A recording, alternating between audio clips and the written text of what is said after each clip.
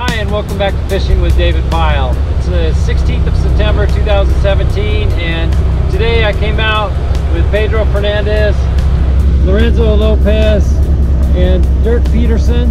We had a great day. We had 4 chances, of which we have 2 beautiful fish. Go ahead and pull them out, guys. We got 2 pretty nice Chinook salmon. One of them happened in the dark, and I don't think I'm going to have video for that. That was Lorenzo's fish. It wasn't in the dark. It was just very dusky and foggy out.